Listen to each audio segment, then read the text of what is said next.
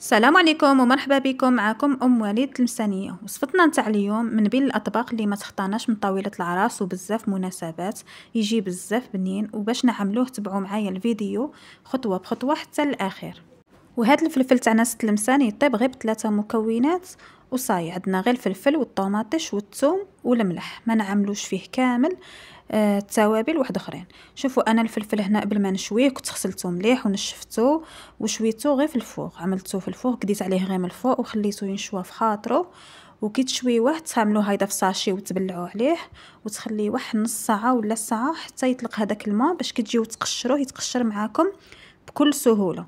وكي تقشروه وتنحيو له هذاك الراس والزريعه اللي فيه ما تعاودش تشلوه بالماء.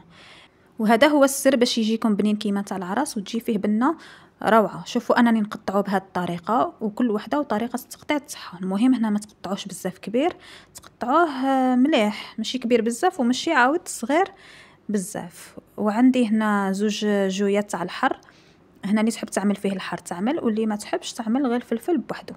انا هنا كان عندي الفلفل مخلط خضر مع حبيبات فيهم شويه الحمر، هذاك الحمر تاني يجي بنين بزاف طايب. نكمل نقطع كامل هذاك الفلفل بنفس الطريقه. وكما شفتوا هذاك الفلفل الحار كي قطعته خليت له شويه من هذيك الزريعه، هذيك الزريعه تاني تعطينا هذيك البنه تاع الحر شابه وتزيد بنه للفلفل. وهنا الطوماطيش، شوفوا هنا خصكم تكثروا الطوماطيش، انا كنت نحيت لها القشور هنا بلا ما تشويوها ما والو. هنا غير تشوفوا الطوماطيش تكون طريه تطلق هذاك الماء تاعها وتكون حمراء، وتجيو تقطعوها هايدا قطع صغيره. هنا لازم تكثروا الطوماطيش، الا كان عندكم الحبات كبار تعملوا 3 حبات، كانوا عندكم صغار تعملوا بكميه شويه مليحه. نجيبوا المقله اللي نعمل فيها نعملوا فيها هايدا الزيت. هنا الزيت ما تكثروش بزاف باش ما يطلق لكمش هذيك الزيت في التالي.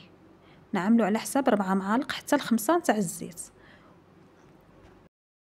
وفي هذه الكميه نتاع الفلفل راني ماشي نعمل فيه غير 4 فصوص تاع الثوم نقطعوهم هايدا بهذا الشكل. هنا من الاحسن ما تغطيوهش، على خاطر كي تغطيوه ما يجيش كامل مليح، تقطعوه هايدا. وشوفوا هنا الكميه تاع الفلفل كيفاش راها مع هذيك الطوماطيش راها ناقصه غير شويه على هذاك الفلفل.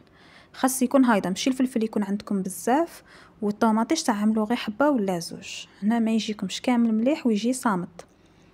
نقليو هذيك الثوم هايدا غير شويه، انا كانت عندي كونجلي. شوفوا غير نشوفوها بدات تبيض تطلع الريحه تاعها شويه ونرميو عليها هذيك الطوماطيش هايدا.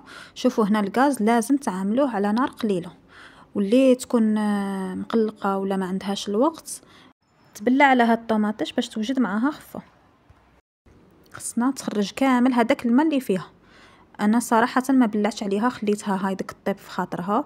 شوفوا كي بدات تطلق هذاك الماء، كي نشوفوها ولات هايده وطلقت هذاك الماء نمشيو نزيدو هذاك الفلفل. هو نعملو كامل هذاك الفلفل هايدا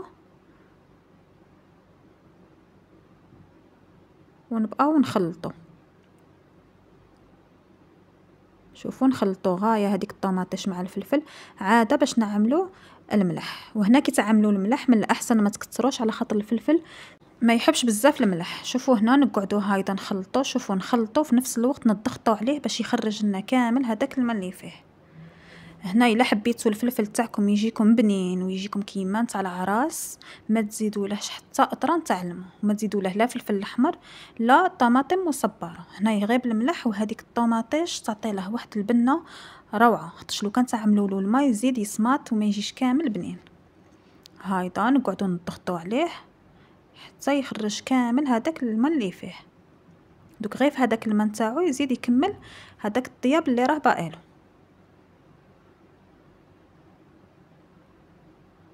هايدا انا هنا راني منقصه على الغاز، ما خصكمش كامل تقويو على الغاز. شوفوا كي طلق لنا هذاك الماء نتاعو نعاودو نبقاو نخلطو هايدا ونضغطو عليه حتى يوجد معانا. هنا مده الطياب تاعو تعبي لكم 10 دقائق. كاين اللي يحبوا ياكلوه بهذيك لاصوص اللي فيه هذاك الماء اللي طلقوه، وكاين اللي يحبوه ناشف. في العراس تاعنا تاع تلمسان يعملوه ناشف، ما يحطوش بهذيك لاصوص اللي فيه. ان شاء الله تكونوا فهمتوا كامل الخطوات اللي قلت لكم عليهم.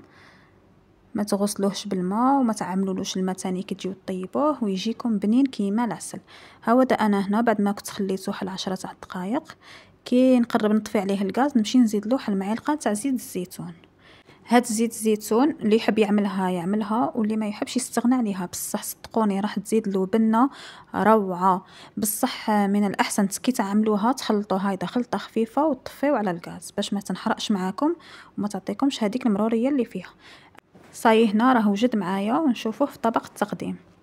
وشوفوا ليه هنا كيفاش جا بنين بنين، والبنه نتاعو كيما نتاع العراس. وحنا في تلمسان عاده كي نعملو هايدا الفلفل نعملو معاه الخبز تاع الدار. ان شاء الله حبيباتي في الوصفات القادمه ان شاء الله نشارك معاكم هاد وصفه تاع الخبز حتى هي اللي تجي بزاف بنينه. ان شاء الله نكون فتكم بهاد الوصفه نتاع اليوم. ما تنساوليش جام وابوني وبارطاجيو لي الفيديو مع الحباب، والى فيديو قادم ان شاء الله. سلام.